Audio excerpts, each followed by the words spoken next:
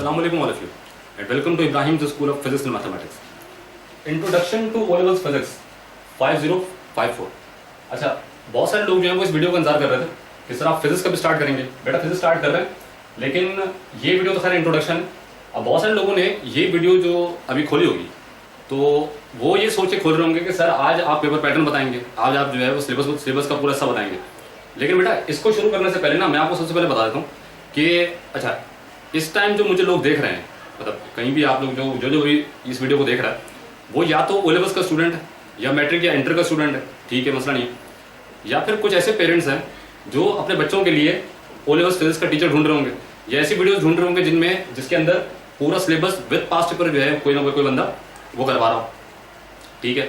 लेकिन बेटा यहाँ तक पहुँचने तक अब आप लोगों के साथ हुआ क्या ये सुनना ज़रा। आप लोगों ने सबसे पहले दिया क्लास 8 का एग्जाम, ठीक है। 8 का एग्जाम देने के बाद रिजल्ट आ गया, ठीक है।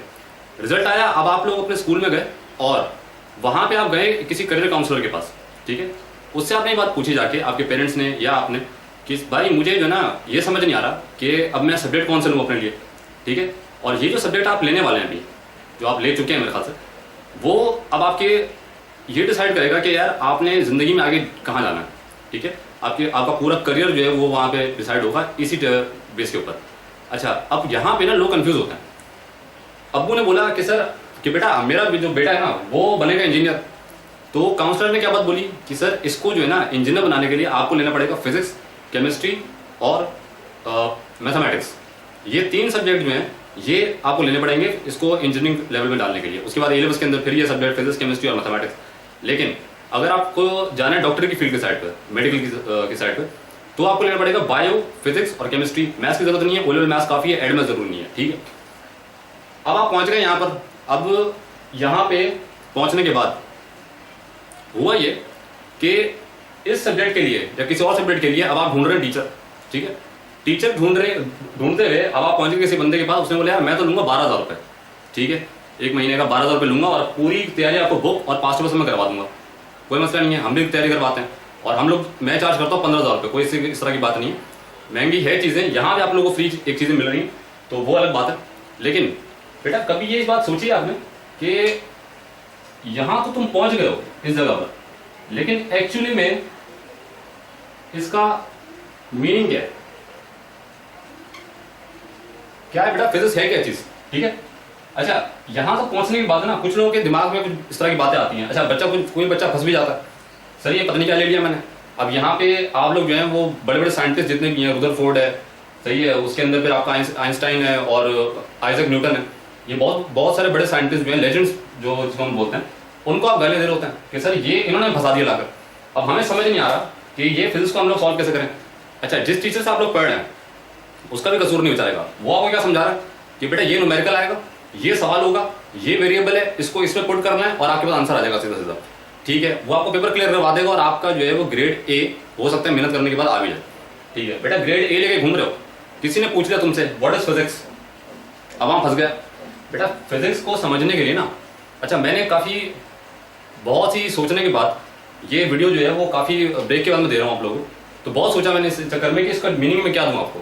अब यहाँ पे मैं आपको बताता हूँ इसकी मीनिंग क्या है, लेकिन इसको पढ़ने के बाद ना अब कुछ बच्चे 85% बच्चे ऐसे होते हैं कि जिनको कुछ समझ नहीं आ रहा था कि सर हम लोग बस चल रहा है काम, ठीक है, हमसे न्यूमेरिकल सॉल्व हो रहा है, हमसे MCQ सॉल्व हो रहा है, हमें पता है कि भाई ये चीज़ अगर पूछेगा तो इसको ऐसे सॉल्व करके इसका ऐसे आंसर हमें दे देना है, ठीक है।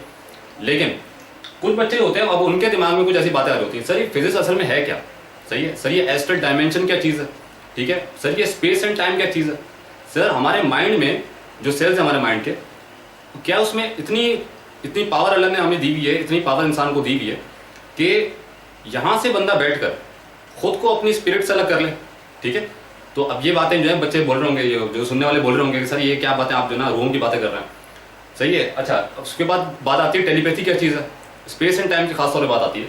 तो बेटा वो सारी चीज़ें जो है ना फिजिक्स की एक ब्रांच, यानी कि इसकी एक ब्रांच आती है क्वांटम फिजिक्स। क्वांटम फिजिक्स बेटा अब बहुत सारे लोगों ने ये नाम सुना होगा, ये क्वांटम फिजिक्स, इसके अंदर ये सारे जवाब आपको मिल जाएंगे कि फिजिक्स का इंसानी जिंदगी पे क्या असर पड़ता है, ठीक है। इंसान के अंदर अल्लाह ने इतनी पावर रखी हुई है कि इसको यूज करते हुए, ठीक है, इसको यूज करते हुए इंसान एक डायमेंशन से निकल के दूसरी डायमेंशन में जो है वो दाखिल हो सकता है। अब ये बात समझने के लिए बहुत ही आपको ये तो एक सबसे पहले तो बात ये अपने दिमाग में रखो कि यार कोई बंदा जो ना वो तुम लोग को ये बात नहीं सिखाएगा, कभी नहीं सिखाएगा। अगर आप लोग को ये बात समझनी है तो खुद आपको रिसर्च करनी पड़ेगी। और ये चीज़ जो है ये आती है सीधा सीधा जो ब्रांच आपको मैंने बताई है, उसमें टेलीपैथी भी आती है, उसके अंदर स्पेस एंड टाइम की पूरी बातें आएंगी, क्वांटम फिजिक्स है, पूरी इक्वेशंस भी लग रही होंगी। फिर एक वक्त ऐसा आता है कि इंसान किसी ऐसी जगह पर पहुंचता है जहां पर रूहानियत और फिजिक्स साइंस वो एक हो जाती है, ठीक है। अच्छा, वो ये सब समझने के लिए अब आपको पढ़ना पड़ेगा philosophy of mathematics, physics and mathematics. तो बेटा ये फिलोसफी की जो बातें होंगी ना, ये philosophy of physics and mathematics, इसके ऊपर जो है इंशाल्लाह एक नई प्लेलिस्ट बनाऊंगा मैं, तो वहां से हम लोग इसका आगाज करेंगे। लेकिन सर अभी तक मुझे समझ नहीं आया, बच्चे पूछ रहे होंगे ना अभी भी कि सर ये फिजिक्स है क्या। बेटा बहुत कुछ सोचने के बाद मुझे समझ नहीं आया कि मैं आप लोगों को किस तरह बताऊं कि फिजिक्स क्या है। लेकिन हाँ, एक वीडियो मुझे इस तरह की मिली जो आज से ये पीटीवी का एक ड्रामा ही था, उसमें छोटा सा क्लिप था ये, उसके अंदर जो है वो आपको उन्होंने पूरी, अब आप देखें कि कितनी खूबसूरती से फिजिक्स को उन्होंने जो है बताया। तो ज़रा मुलाहिजा फरमाएं कि वो फिजिक्स के बारे में क्या जो है ना आपको बात कर रहा है, देखिए ज़रा इसको।